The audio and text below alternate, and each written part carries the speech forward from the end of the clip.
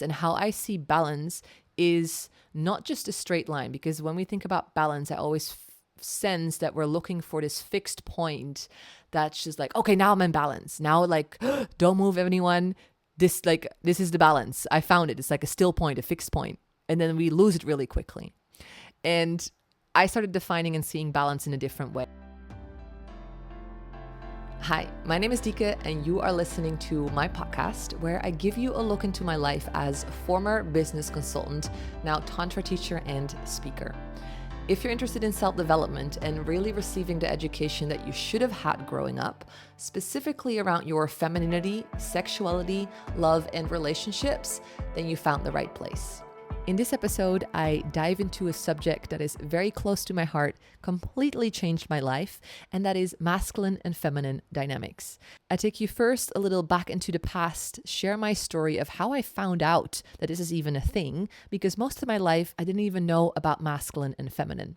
Then from there, I realized I got stuck into overdrive, going, doing, numbing myself, just focus on achieving, giving, just running for the sake of running, and how I snapped out of that and actually started cultivating my feminine side. Through that experience, I am now doing the work that I'm doing, supporting women in connecting to their feminine side and eventually actually finding the ultimate balance again between these two. And so I also explain how that works and why Tantra and Tantric teachings are so essential and so valuable in actually cultivating this natural balance. So I would say grab yourself a cup of tea and enjoy.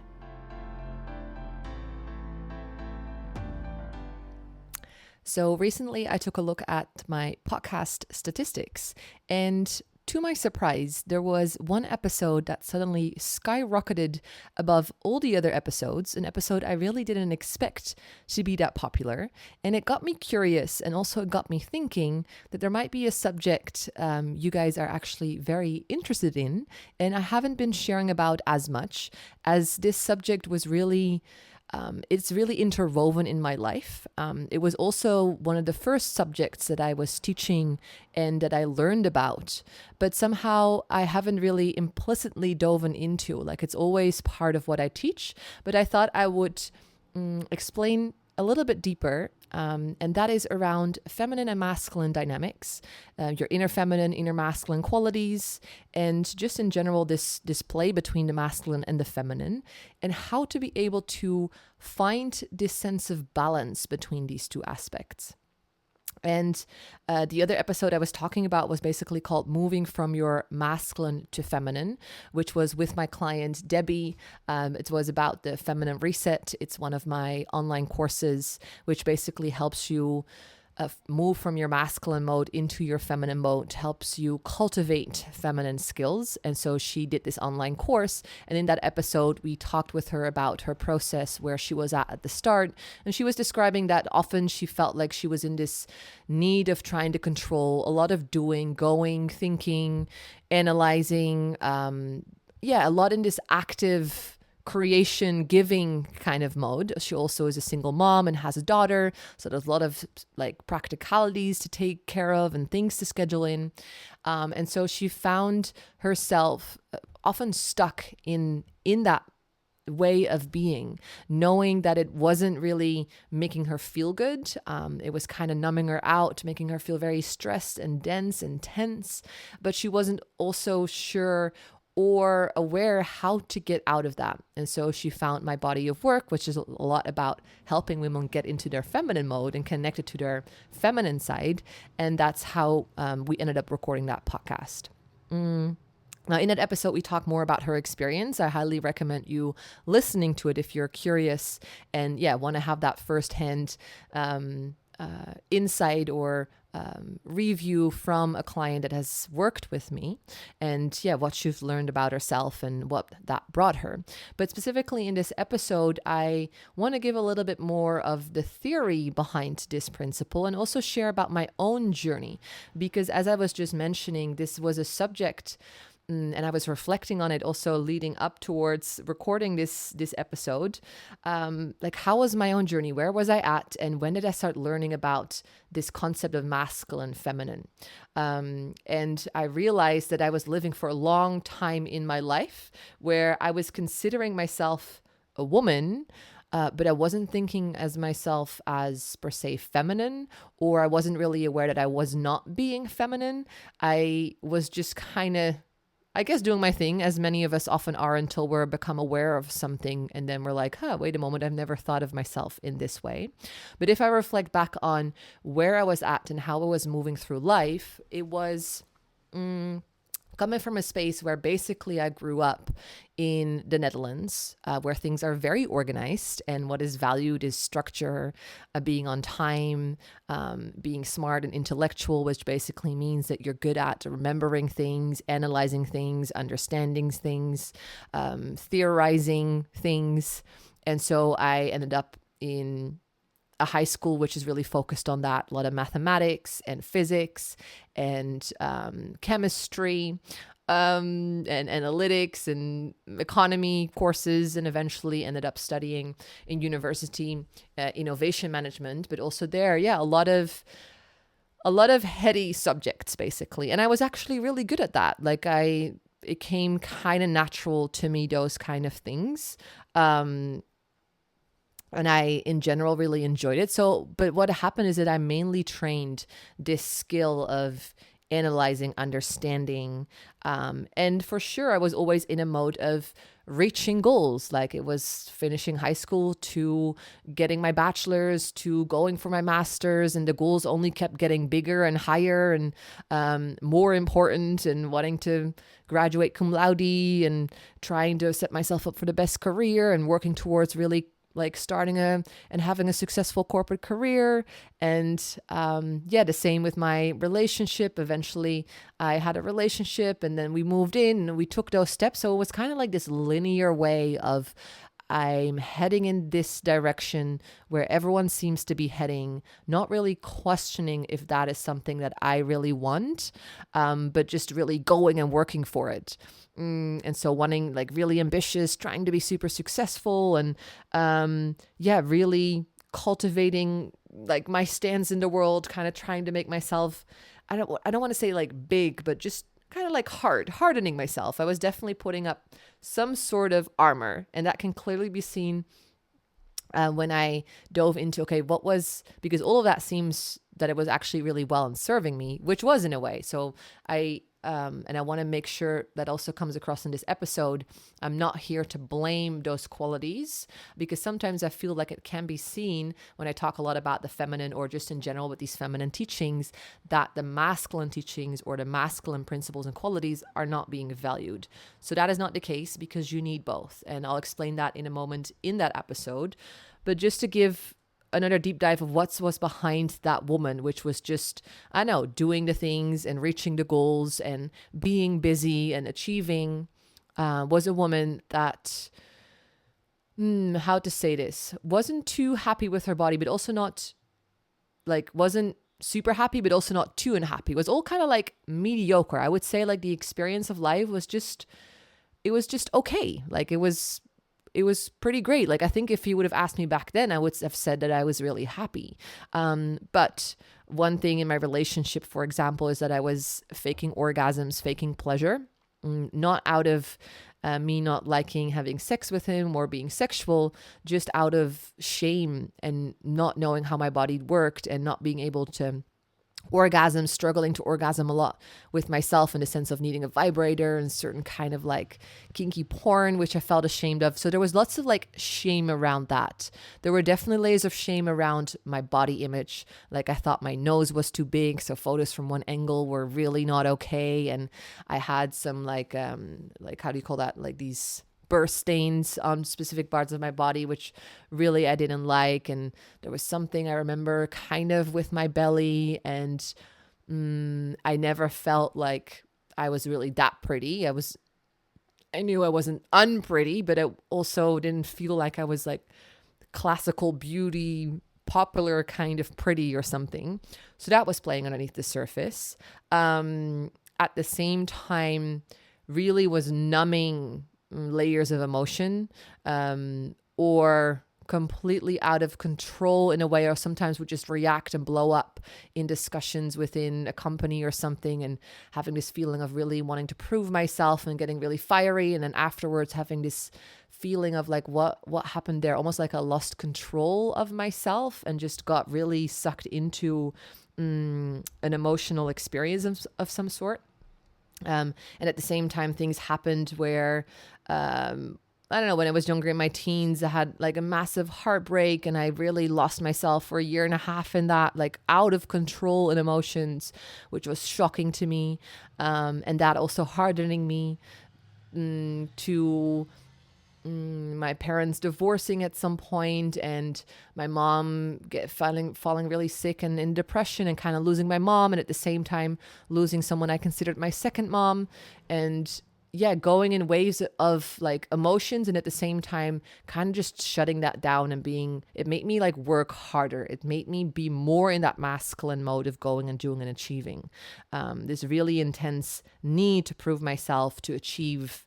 And looking at, for example, my period, I was on the pill, and I absolutely hated having my period. I tried to take the pill as many times in a row as possible to avoid that from happening, so that I only would bleed every like 3 months or so, having a lot of shame around it too, or at least trying to hide it, because I was working in and studying in an environment with mainly men. And I don't know, I remember these jokes about women being unstable or emotional, or when they were emotional, like, oh, are you on your period or something? And I hated those comments. And I was like, I don't want to be considered like this. So I'm definitely not going to let them know when I'm on my period. I don't want to be on my period whenever I can. And also these comments around women being crazy or emotional or attachy. I was like, I'm going to move away from that as much as possible, because I am not like that.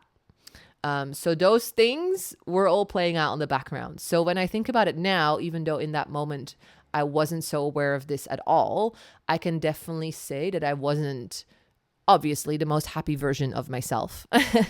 And it was only after, it was during my master's and before starting to travel, that I started connecting to my body more through yoga, specifically hot yoga, which was still a quite like grindy kind of yoga, but it got me in a space. And I remember this very vividly, where I did a 30-day challenge of this like 90-minute Bikram yoga every single day. And after that challenge, I remember feeling so strong, yet so flexible in my body at the same time. It was a different thing that I've ever experienced, because in my teens, I played a lot of sports, a lot of field hockey. I went to the States, got a scholarship there. And so it was really like, but it was all about competition. It was all about being stronger, more powerful, more fast, like all of these things. And so my body would be very strong, but very like buff. And now through yoga, what I started feeling is this like, well, my body is strong, but I'm also so freaking flexible. And I feel this was the first kind of experience of the balance between this masculine and feminine within myself, in a way, this experience of my body being in that space of balance. And it's also through that I actually started regaining not just physically this experience, but also more mentally feeling more balanced and empowered and confident within myself. And that I started seeing that the life I was living wasn't truly making me happy. And it's that set in motion huge change at that time, that I ended up breaking up with my partner of about 4.5 years, moving to a different city by myself, setting up a business with a few different other students, and really took a different turn. And that was all because suddenly I felt myself more. And through that, I always had this, okay, I want to go travel. But when I was with my partner, I thought that won't work or happen because I'm with my partner. He doesn't really want to travel. I kind of also want to go by myself. But that all started opening up because I made these choices. And so it's through that it gave me access into this experience of my feminine side more and more and more.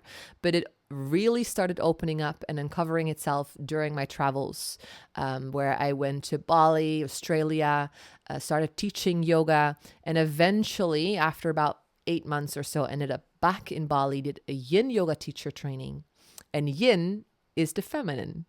And it was this specific training where I was constantly asked, how much do you feel? Go inside, sense, feel, that drove me absolutely nuts at the time. I almost quit, ended up staying, and that unlocked a door into really like diving or like bumping into teachings around femininity, around womb wisdom, around my menstruation cycle, around conscious sexuality, orgasmicness, feminine sexuality, tantra, open relating or different styles of relating, conscious relating, that suddenly like opened the floodgates to a huge transformation in my life. I recorded an episode about this as well. So if you want to hear my full story, I would say go to the very first episode where I share moving from or becoming a Tantra teacher, or from innovation manager to Tantra teacher, something like that.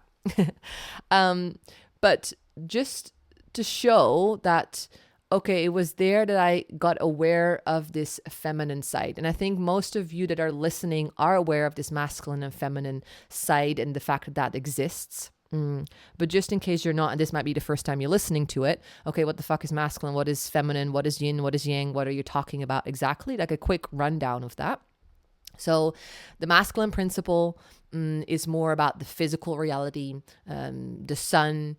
It's about linear way of being. It's about giving. It's about doing. It's more of like an external, outgoing kind of energy or experience or quality. This life consists out of this duality. So it's like where one is light, the other is dark, masculine and feminine, the sun and the moon. So that is masculine. The feminine is more around inwards, going inside. It's about feeling. So where the masculine is more about logics and thinking, the feminine is more about sensing and feeling and intuition. It's more about flow. It's more about how do you say, like, instead of it being a straight line, it's more like moves in a circle, or at least it moves in a spiral. It's like it's a different kind of dance. It's more about aliveness, about play, about pleasure, about receiving, where the masculine is about giving. It's around surrendering, letting go. The masculine is more about having the control, the lead. The feminine more about surrender and following. Now, you can dive deeper and deeper into this concept of these two opposites. And what really helped me back then, and which I also teach, is around healthy and unhealthy aspects and behavior that are kind of linked to these two qualities. And I think it's important to just give a few examples, because sometimes we can see the masculine, as I mentioned before, as completely bad. But I don't consider the steps and the lives and the skills I've cultivated per se as a bad thing. But when I think about some of the patterns and things that I got stuck in, it was more of an unhealthy masculine quality. So that means like there's nothing wrong with going and doing and creating and thinking and analyzing and understanding and giving and being ambitious and successful and getting shit done. There's nothing wrong with that. But what started happening is that I started using that as a cover for something else. So I got kind of like stuck into an overdrive. And so this is what happens for many of us, and something that is now becomes more and more visible in the form of burnout, in the form of depression. And I can guarantee that you know a minimum of one person, maybe it's yourself, maybe you can even know 5 people that have been or are in a burnout. And so this is something that we hear more and more and more. And why does that happen is because we get stuck in a sense of overdrive, in this unhealthy masculine expression, which is more about ego, about competition, about, just solely focusing on themselves. It's around, how to put this into words, like, it's either that, or it's also like completely this lack of motivation, like really not wanting to do anything, feeling like sluggish, like lost of sense of purpose, not following your purpose at all, just going and doing for the sake of doing. And this is, many of us are kind of like stuck in this way of being where our life consists of this. And then we start to feel unbalanced. And through feeling unbalanced, we end up eventually into a burnout because we don't know how to balance it out. We don't know how to snap out of this because this is kind of like the only thing we've been taught. In the sense that we've only been taught masculine skills. Also, masculine aspects are the ones that are being valued. It's like the success, that's how we monetize things. That's being monetized, and money is value in this world. And so in that way, that's where all the focus lies. And so it's not surprising that many of get stuck in that because we haven't been taught the other side in order to find this balance. And now specifically for women, this becomes even more problematic because we lose ourselves more and more and more because as women, we have our body is wired in a different way. Our primary kind of like blueprint is more of this feminine blueprint. And so if we only try to be masculine, that means we are completely away from ourselves, stepping out of ourselves, instead of just like being connected to aspects of ourselves which are natural, but just not really finding the super healthy expression of it. So specifically for women, this is quite detrimental. And what we see happening, and what was happening to me, is that I became more of a man than I was actually a woman. So basically what I was trying to do was to be a man. And of course, that wasn't really, really helpful. And now when I got in touch with all of these feminine teachings, it really felt, I remember, like a world opening up. Or suddenly I was like, wait a minute, no one has ever taught me any of this. And I feel like I suddenly, like there was a lost part of myself that joined, or that was like given to me, where I was like, oh, like as if something I've been blind for, which was there all along, was suddenly unraveled. And it was like, holy shit, these are all different aspects and qualities of myself I never even knew were there. And I kind of needed them because I was losing myself more and more and more, because that's what started happening until I did that yoga challenge and got connected to my body. And so the feminine is all about the body, about feeling. So it happens in the body. So it's only natural that I started opening that door through that experience. And so in order to get out of this unhealthy masculine, so then quickly, what is healthy masculine qualities or behavior is having a purpose, the ability to be present. The masculine is all about presence, about the ability to meditate and witness. So it's basically about creating this space, being able to zoom out, to keep the overview, to not react and to feel and to dive into the movement, but to actually hold that, to have this sense of leadership in your life, this sense of confidence, this sense of groundedness. And so having all of those kind of qualities is the healthy masculine expression. And so using from that space, getting things done, achieving and doing and going, already has a different feeling, because you're not just running on an overdrive. It comes from a deep, grounded, purposeful, present space within your being. Now, in order to snap basically out of this unhealthy masculine, often I draw kind of a figure, but it's a little bit hard now, but I'll try to explain as best as I can. In order to get out of, like, to move basically from this unhealthy masculine behavior and this pattern that you're in, what you need is healthy feminine behavior. Then if you cross into healthy feminine behavior, that will automatically invite healthy masculine qualities and behavior into your life. And the same if you're noticing you're stuck into unhealthy feminine behavior, you need basically healthy masculine qualities and behavior, and that will balance out and activate and call in healthy feminine behavior. And so this is why these feminine teachings and the work that I do are so helpful for my past self, and also the women I work with now, which are all women that are ambitious, they're successful, they're independent, they can get shit done, they create, they take care of themselves, they're like achieving things, which is amazing. They have often amazing jobs. They're getting things organized, and they can actually manage to do a lot of things. They have a lot of energy. And so those women, they are basically starting to see that, okay, wait, I'm really good at this. but I'm lacking now the balance. And that's where I come in with this kind of work. So then what is healthy feminine behavior and what is unhealthy feminine behavior? So a few of those examples is like the healthy feminine is values connection, is in a space of love and nourishes and nurtures herself and others around, very caring. She is really connected to her emotional body, but not in a like dramatic, out of control kind of way. So unhealthy feminine is chaos, is complete loss, reactiveness, explosiveness. Where healthy feminine is like, she is the water, she is that movement, she is the weather, but without judgment, without it hurting others, just because it keeps her alive. Healthy feminine behavior is this natural sense of radiance and being able to seduce and magnetize and really allowing yourself to lean back and receive and let it come to you, being that mystery. It's really trusting and being connected to your intuition. It's connected to nature, the cycles of nature, including your own menstruation cycle. So those are some, characteristics from like healthy feminine skills or qualities or behavior. And unhealthy is, as I just mentioned, the chaos. It's like the pure destruction. It's manipulation.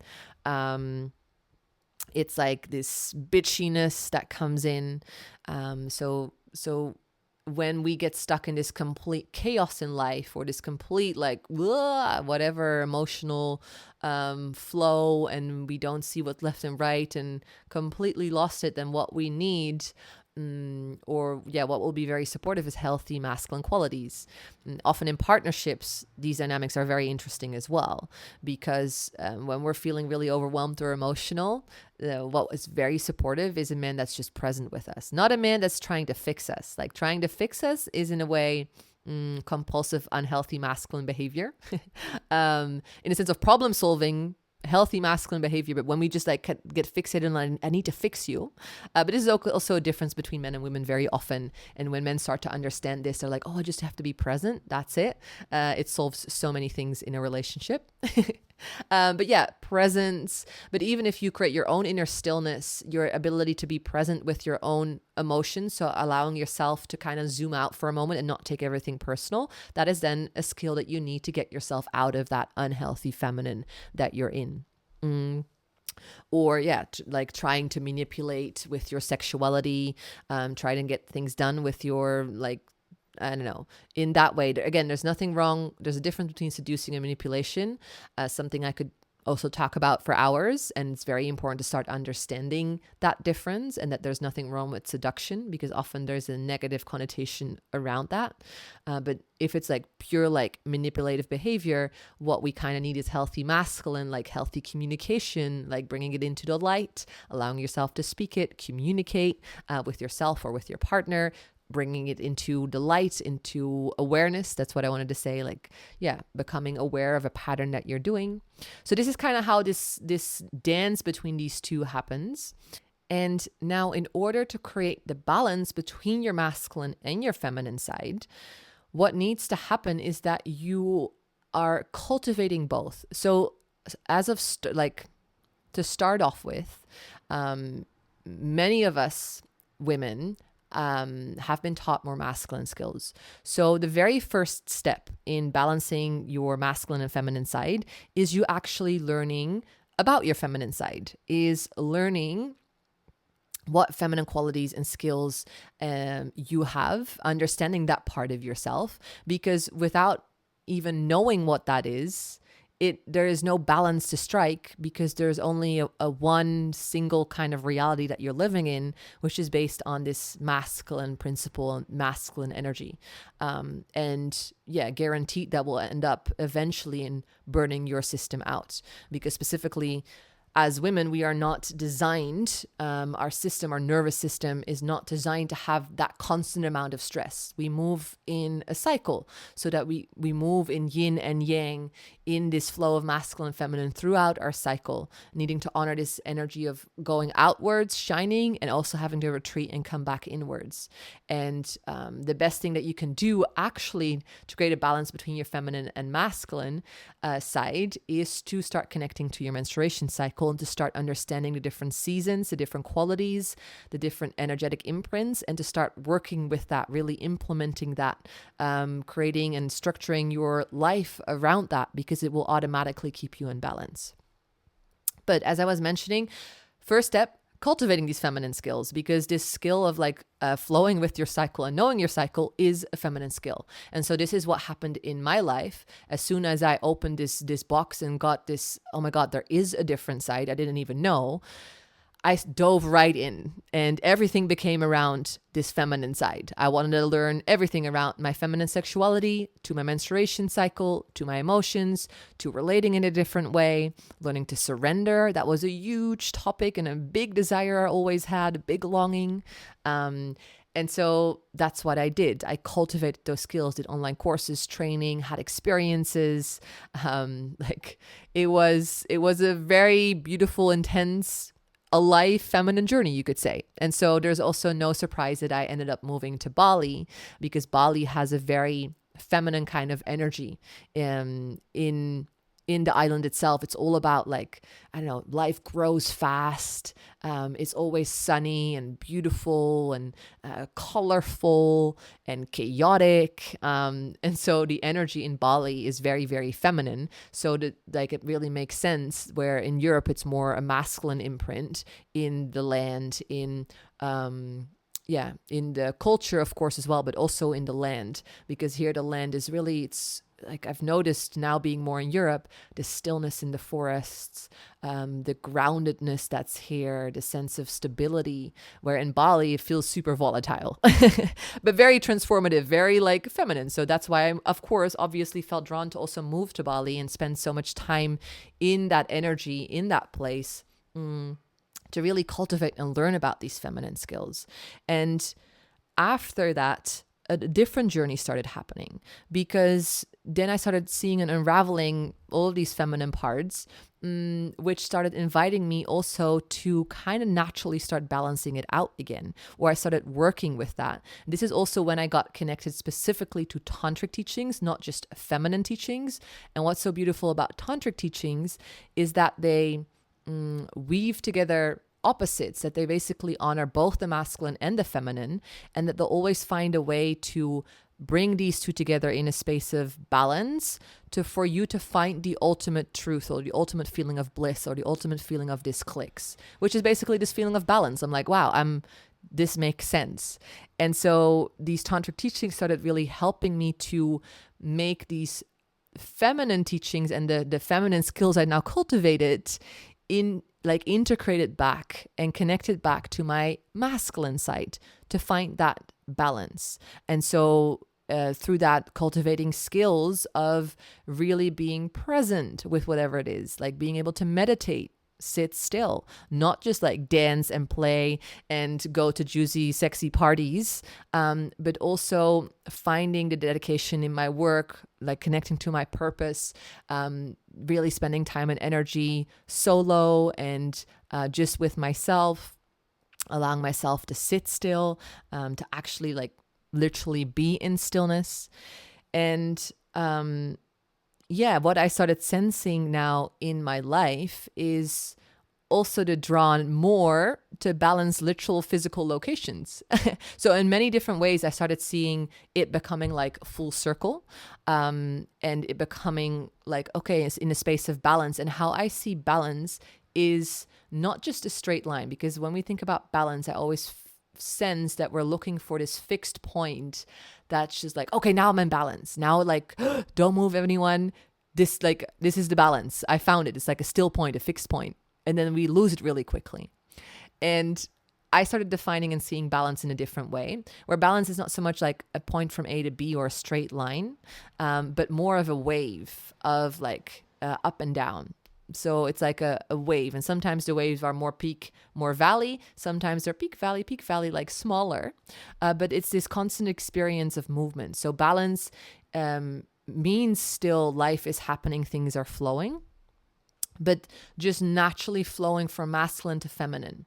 And because I've cultivated both masculine and feminine skills, this can naturally happen. So the balance naturally starts creating itself, just because now whenever I need to be my masculine, I can tap into that skill set. I can tap into that space, that way of being. When I then need to balance myself out and be more in my feminine, I know how to tap into that, how to get there, how to reach it easily and effortlessly, and just snap into that. This is also what the yin yang symbol actually represents. So if you see that symbol, it's like a circle, and then it has this like a little S, this wave in the middle, and it has these tiny dots. First of all, it's a circle, meaning that it's like it represents this circle of life where things are moving. They also believe, for example, in Taoist Tantra and Chinese medicine, that disease happens when there is stagnation. So when there's like no movement. A balance, a healthy system is always in movement, is always in flow. And so this is the circle of the yin yang symbol. Then you have a black side and a white side. The black side representing the feminine, the white side representing the masculine. In the white side, there is a little black dot representing that if you fully drop into the masculine way of being, fully drop into presence, into like zooming out and becoming this witness, dropping into stillness, a door opens up, plop, the black dot, into the feminine side, into life, aliveness, vibrancy, movement, feeling, like pleasure. And when you drop so fully into that, when you feel so fully, when you're so in this experience of life, then a door opens up, poof, back into the masculine, into poof, like a sense of rest, stillness, witnessing. And this is the dance of a balance, of a healthy system, of a healthy dynamic between your own inner masculine and inner feminine. And to me, this is what balance is about. It's just this natural flow. And therefore, cultivating both of these aspects, both of these skills is so important. And also why Tantra can help so much in that. Because as I mentioned before, it honors it. It's based on this yin yang symbol. The teachings are all around basically weaving together these two sides within yourself or within a partnership to get to this point of ultimate bliss, of ultimate balance. But balance not being, oh, I've achieved this. It will be a constant dance, because life is a dance. It's not about, oh, you get somewhere and that's it. No, it keeps on evolving and keeps on changing and keeps on flowing. Like I love this quote of like, the only certainty in life is uncertainty, which is again like around this like masculine feminine thing. The only certainty, that's the masculine thing, is the feminine thing, is uncertainty, is like the constant movement, the constant change. And so it's in these like quotes and teachings that I really feel that resonates so deeply with me. And so I hope that this kind of explains how to create this balance between your masculine and feminine side, that it's important to cultivate your feminine skills. And also what we say and teach in Tantra is like, in the body, the feminine body has actually feminine power centers. We also have masculine power centers. Now, as women, if we learn to connect to our feminine power centers, our masculine power centers will naturally come into resonance, into balance. Just when we focus, what I was saying, when we focus on cultivating our healthy feminine insight and really learn what it is to be a woman fully embodied and embraced, this masculine principle of safety, of security, of leadership, of purpose will naturally start supporting us and containing us. And this is also how I, for example, found my partner, where I did so much work and I cultivated so much of this sense of like, I'm in my feminine, that he showed up in such a beautiful way where I was so met in everything I've always wished in a partner. The leadership, the presence and the meditation that he brings. And at the same time, him having also his own inner masculine and inner feminine. And so it becomes so interesting when you do this journey first within yourself and then bring this to a partnership where now you not only relate feminine to masculine, but also my inner masculine to his inner feminine, or my inner masculine to his inner masculine. And it sounds like it becomes really complicated. It isn't really, if you have the right tools and methods to start understanding and embodying this, because then it just naturally becomes a balance also within your partnership, because you've cultivated all of these different skills so that the energy can naturally flow from one to the other without either you're getting stuck in him being super feminine, you're masculine, or him only being masculine, the other only being feminine. Again, this is also at the foundation of how you create balance within your partnership.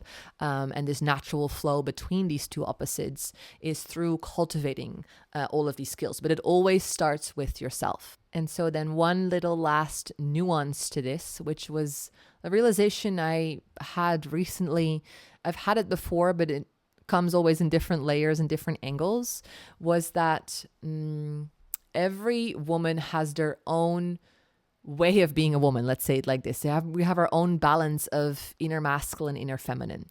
So, and this is what's so beautiful about just learning and cultivating these skills, and through tantric teachings, finding your own inner balance. So then it's not just like, okay, I need to be feminine so that looks exactly like this, how all these other women are feminine.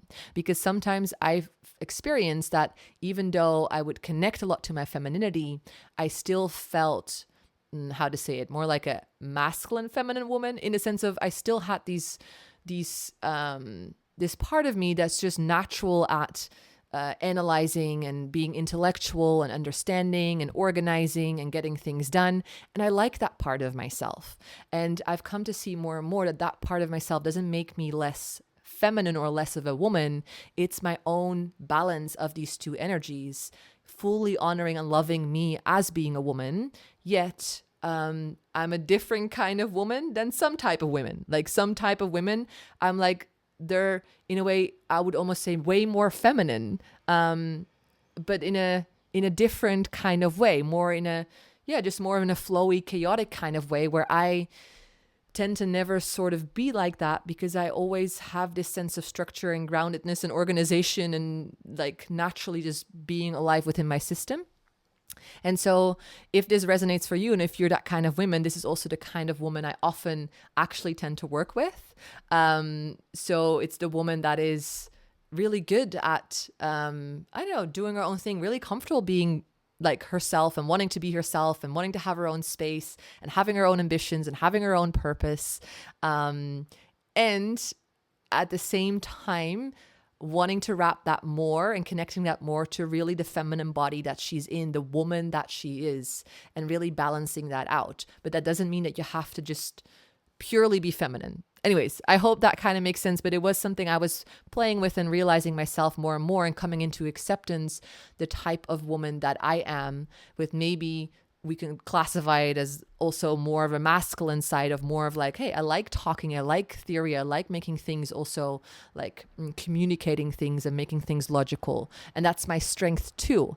And not seeing that as something that is bad or something that is not feminine enough. And so that was a huge insight for me, necessary to find this inner acceptance and love and balance between these two parts of myself, and honoring my own balance and knowing and trusting that is me. So anyways, I wanted to finish off with sharing that if you feel inspired by this episode, by this subject, and you want to work and cultivate more of those feminine skills to maybe move out of that unhealthy masculine behavior, to eventually bring it back and really cultivate the sense of balance between the two, then you're at the right place. And I have two specific offerings. One that is existing that you can start right now, which is called the Feminine Reset, which I specifically designed exactly for this, for you to cultivate feminine skills. And the only way to do that is through using your body. This is not something you can use your mind for, or you can theorize or write about or listen to me talk all the time. No, you actually need to start moving and doing it and experiencing it, living it, feeling it. That's how you activate these feminine skills. And so the Feminine Reset is an embodiment course, meaning that it consists out of 5 steps, 5 different aspects of your feminine expression. And all of those 5 steps are covered by 2 different exercises, embodiment exercises of about half an hour. So you basically get on your mat, you press play, and you just follow along. And through that, your feminine skill and quality inside will be naturally activated. And so the sides that we're working with, or qualities, feminine aspects, is really getting comfortable and connected to your body, softening and slowing down. Emotions, emotional fluidity, allowing yourself to feel in a more expressive way, in a more soft way. We're working with flow and surrender. So yeah, really allowing yourself to understand from a body perspective what surrender is about and how you can let go of control a little bit more. Connecting to your heart, to your breasts, to love. And then we tap into pleasure and sexuality and really activating this aliveness, juicy, radiant, fiery energy, and eventually bringing that all back and grounding that again within your body, creating some equanimity within your feminine system, working with those feminine power centers that I just mentioned before. And that is the whole Feminine Reset. So this is a pre-recorded course. It's ready. It's an amazing toolkit, a toolkit for a lifetime. I use it myself on the regular, very supportive. Then the other thing is that I am currently working on an academy where I cultivate and gather all of this information with all of the methods and tools and tantric meditations and wisdoms that I've gathered over the past year. It's called Feminine Legacy Academy, which is in full creation mode, and you can put yourself now on the wait list. So if you're curious and really, are committed to becoming a fully empowered, embodied woman, a balanced woman, where both her inner masculine and inner feminine dance and play together to find that ultimate sense of playfulness and juice and fulfillment within just being you, then this will be your place. Put yourself on the wait list. You'll receive all the information. You'll basically be the first to be able to sign up and grab your spot and get going. So more information will be coming soon. And that makes it to the end of this episode. Thank you so much for listening to this episode. Now, before you tune out, if you felt inspired, enjoyed listening, had some beautiful insights, I would really highly appreciate it if you could leave me a 5-star review or share the episode with a friend or on your social medias. Also, as always, please feel free to reach out to me with any questions or anything you would like to share. You can do so on my Instagram at Dieketerweel. That is DIEKETERWEEL. Also, if you're curious on how to work with me, then make sure to check out the information in the podcast description. And for now, I hope to see you in the next one.